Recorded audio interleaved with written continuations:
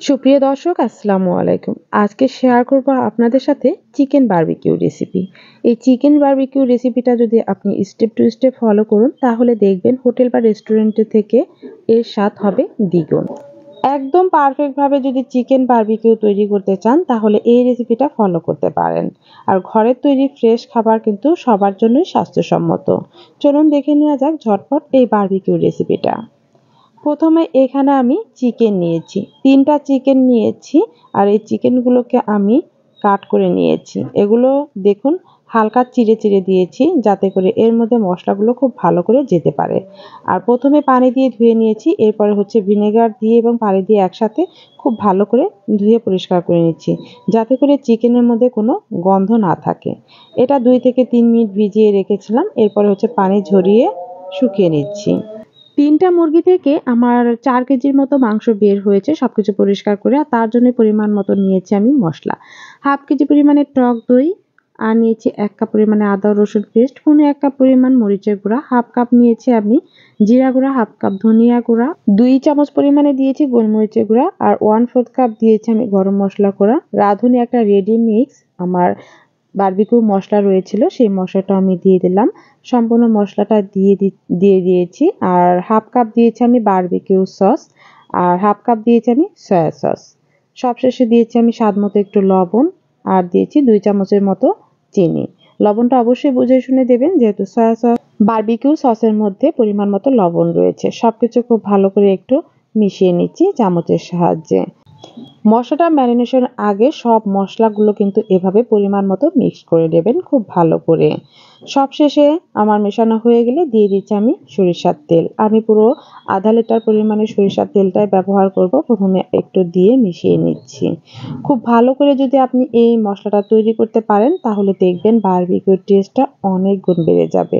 খুব সুন্দর মতো যদি মশলাটার পরিমাণ দেন আর ম্যারিনেশনটা করে রাখেন তাহলে দেখবেন এর স্বাদ আপনি হোটেল বা রেস্টুরেন্টের থেকে কোনো অংশেই কম পাবেন না।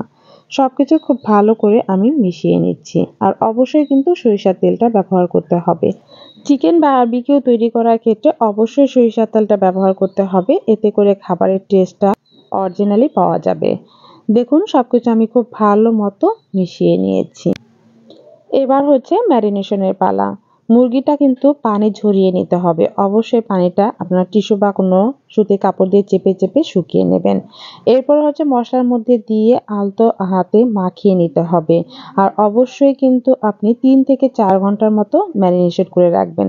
সবথেকে ভালো হয় ওভারনাইট যদি এটাকে ম্যারিনেশন করে রাখতে পারেন। এতে করে মাংসের মধ্যে খুব সুন্দর করে মশলাগুলো যেতে পারবে। আর আপনি যদি চিকেন বারবিকিউটা করেন তাহলে এই মাংসটাও খুব সফট হবে, খেতেও অনেকটা ভালো লাগবে। তাই অবশ্যই আশা করবেন মিনিমাম ৩ থেকে ৪ ঘন্টা, আর না হয় ৭ থেকে ৮ ঘন্টা ম্যারিনেশন করে রাখার জন্য। আমি খুব ভালো করে হাত দিয়ে মাখিয়ে নিয়েছি। আর এই চিকেনগুলো কেটে রাখার কারণে কিন্তু এর মধ্যেও মশলাগুলো খুব সুন্দর মতো গিয়েছে।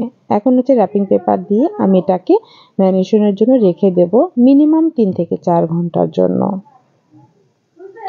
৩ থেকে ৪ ঘন্টা পরে আপনাদের সাথে শেয়ার করব বাকি রেসিপিটা।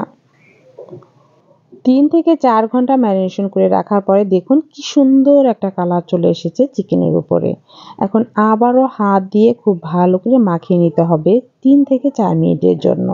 খুব সুন্দর মতো আমি মাখিয়ে নিচ্ছি মাংসগুলোকে। আর মাংসগুলো দেখেই বোঝা যাচ্ছে কালারটাই চেঞ্জ হয়ে এসেছে। আর এভাবে ম্যারিনেশন করলে এই মাংসগুলো কিন্তু অনেকটাই সফট হয়।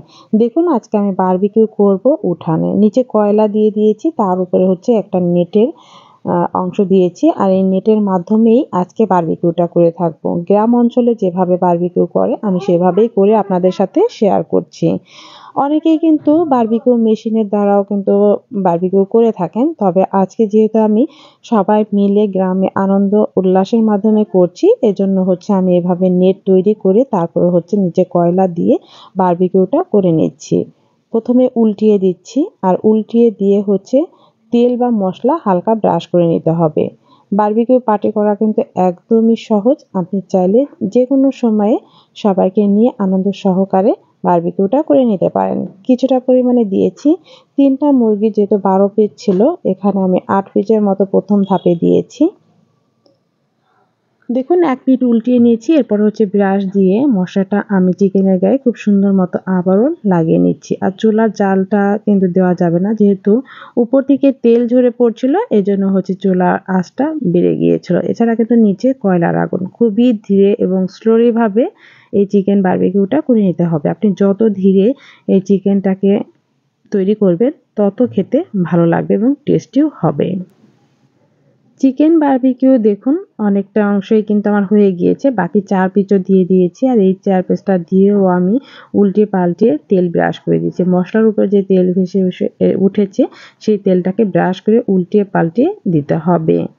আর এভাবে চিকেন বারবিকিউ করা কিন্তু খুবই সহজ। আর তৈরি করা যেমন সহজ, খেতেও হয়েছিল ভীষণই মজা। দেখেই বুঝতে পারছেন কতটা সুন্দর কালার এসেছে। চিকেনের মধ্যে হয়েছিল একদম পারফেক্ট, আর উপরেও অনেকটাই ক্রিস্পি হয়েছিল।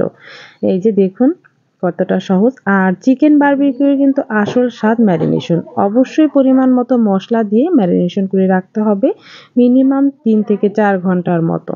আর এর থেকেও ওভারনাইট রাখলে সবথেকে বেশি ভালো হবে। রেসিপিটা কেমন লাগলো তা কমেন্টসে জানাবেন। আজকে এই পর্যন্তই। আল্লাহ হাফিজ।